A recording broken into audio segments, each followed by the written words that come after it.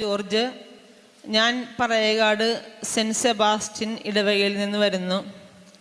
ഞാൻ വരുന്നത് പ്രശാന്ത് അച്ഛൻ ചെല്ലാനത്ത് നിന്ന് ഇങ്ങോട്ടേക്ക് വരാൻ ഒരു ബസ് ഇട്ടിട്ടുണ്ട്.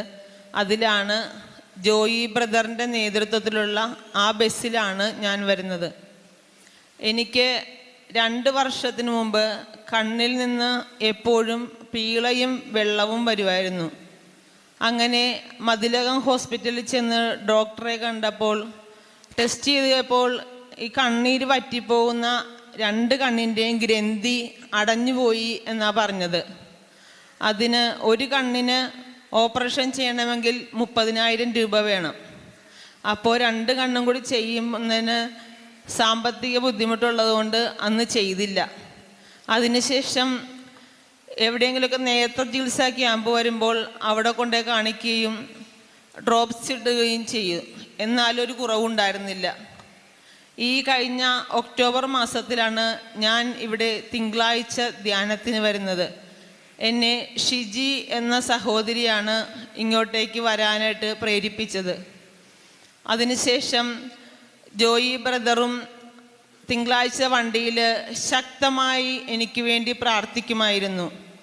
അങ്ങനെ ഇരിക്കെ ഞാനൊരു ആയുർവേദ ഹോസ്പിറ്റലിൽ പോവുകയും അവിടുത്തെ ഡോക്ടർ പുതിയകാവ്, തൃപ്പൂണിത്തറ പുതിയകാവ് എന്ന ആയുർവേദ ഹോസ്പിറ്റലിൽ കണ്ണിന് നല്ല ചികിത്സ കിട്ടും എന്ന് പറഞ്ഞിട്ട് ഞാൻ ആ ഹോസ്പിറ്റലിൽ പോയി ഡോക്ടറെ കണ്ടപ്പോൾ ഡോക്ടർ എല്ലാ ആഴ്ചയിലും ഞാൻ ചെല്ലുമായിരുന്നു. അപ്പോൾ ഈ കണ്ണിൽ 2 കണ്ണിലും സൂചി വെച്ച് സിറിഞ്ച് ചെയ്യും. അപ്പോൾ ഡോക്ടർ പറഞ്ഞത് നല്ല പഴുപ്പാണ് അവിടെ, അതുകൊണ്ട് നമുക്ക് ചെയ്തു നോക്കാം എന്നാണ് പറഞ്ഞത്. അങ്ങനെ എന്നോട് ഒരാഴ്ച അഡ്മിറ്റാകാൻ പറഞ്ഞു. ഞാൻ ഒരാഴ്ച അഡ്മിറ്റാകാൻ വേണ്ടി ചെന്ന്, പക്ഷേ 3 ആഴ്ച അഡ്മിറ്റ് ആകേണ്ടി വന്നു. എന്നാൽ എനിക്ക് വേണ്ടി എല്ലാ തിങ്കളാഴ്ചയും ജോയി ബ്രദറിൻ്റെ നേതൃത്വത്തിലുള്ള ഷിജിയുടെ നേതൃത്വത്തിലുള്ള വണ്ടിയിൽ എനിക്ക് വേണ്ടി എല്ലാവരും പ്രാർത്ഥിക്കുമായിരുന്നു. ഭയങ്കര ശക്തമായ പ്രാർത്ഥനയാണ് ആ വണ്ടിയിലുള്ളത്. 3-ാമത്തെ ആഴ്ച എൻ്റെ കണ്ണ് സിറിഞ്ച് ചെയ്തപ്പോൾ ഒരു കണ്ണിലെ ബ്ലോക്ക് മാറി. അത് മാറണമെങ്കിൽ കണ്ണിൽ സിറിഞ്ച് ചെയ്യുമ്പോൾ മൂക്കിലൂടെയും വായിലൂടെയും വെള്ളം വരണം, എന്നാലേ ആ ബ്ലോക്ക് മാറുകയുള്ളൂ. അങ്ങനെ 3-ാമത്തെ ആഴ്ച ഒരു കണ്ണിൻ്റെ ബ്ലോക്ക് മാറി. ഇനി മറ്റേ കണ്ണിന് ഒന്നുകൂടി പോകണം. എന്നാലും ഞാൻ വിശ്വസിക്കുന്നു ഇവിടെ വന്ന് തിങ്കളാഴ്ചത്തെ പ്രാർത്ഥനയിൽ പങ്കുകൊണ്ടാൽ എൻ്റെ കണ്ണ് സുഖമാകുമെന്ന് ഞാൻ വിശ്വസിക്കുന്നു. എനിക്ക് വേണ്ടി പ്രാർത്ഥിച്ച പ്രശാന്ത് അച്ഛനും ജോയി ബ്രദറിനും ഷിജിക്കും ബസ്സിലുള്ള എല്ലാവർക്കും ഞാൻ നന്ദി പറയുകയാണ്. ഞാൻ ഹോസ്പിറ്റലിലായിരുന്നപ്പോൾ എന്നും എന്നെ ഷിജിയും ജോയി ചേട്ടനും വിളിച്ച് പ്രാർത്ഥിക്കുമായിരുന്നു.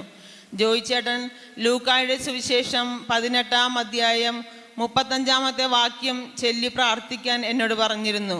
ഞാനത് ചെല്ലുമായിരുന്നു. എനിക്ക് ഒരുപാട് അനുഗ്രഹങ്ങളാണ് ഇവിടെ വന്ന് പ്രാർത്ഥിച്ചതിൻ്റെ ഫലമായി കിട്ടിയത്. അതിന് മാതാവിനും തിരുക്കുമാരനും 1000 നന്ദി പറയുന്നു. അതോടൊപ്പം തന്നെ എനിക്ക് വേണ്ടി പ്രാർത്ഥിച്ച എല്ലാവർക്കും ദൈവനാമത്തിൽ ഞാൻ നന്ദി പറയുന്നു.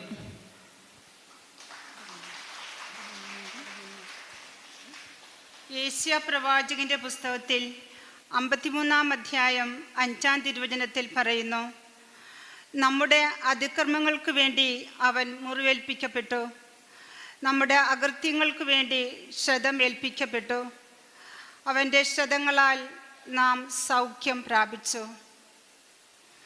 റീന ജോർജ് 6 മാസമായിട്ട് കണ്ണിന് ഇൻഫെക്ഷനായിട്ട് മതിലകം ഹോസ്പിറ്റലിൽ പോവുകയും ഡോക്ടറെ കാണുകയും ഓപ്പറേഷൻ വേണമെന്ന് പറയുകയും ചെയ്തു. പക്ഷേ IMSൽ വരികയും ബഹുമാനപ്പെട്ട പ്രശാന്ത് അച്ഛനെ കണ്ട് പ്രാർത്ഥിക്കുകയും എൻ്റെ കണ്ണിന് പൂർണ്ണമായ സൗഖ്യം ലഭിക്കുകയാണെങ്കിൽ സാക്ഷ്യം പറയാമെന്ന് പ്രാർത്ഥിച്ചതിൻ്റെയും ഫലമായിട്ട് ഈ സഹോദരിക്ക് പൂർണ്ണം സൗഖ്യം ലഭിച്ചു. ദൈവത്തിൽ വിശ്വസിക്കുന്നവർക്ക്, ദൈവത്തിൽ ആശ്രയിക്കുന്നവർക്ക്, ദൈവത്തെ വിളിച്ചപേക്ഷിക്കുന്നവർക്ക് ദൈവം സൗഖ്യം ലഭിക്കും. ഈ സഹോദരിക്ക് ദൈവം ചൊരിഞ്ഞ എല്ലാ കൃപകളെ ഓർത്തും നന്മകളെ ഓർത്തും നമുക്ക് ദൈവത്തെ ഒരു നിമിഷം സ്തുതിക്കാം. യേശുവേ സ്തോത്രം, യേശുവേ നന്ദി, ദൈവമേ ആരാധന. Hallelujah hallelujah hallelujah hallelujah.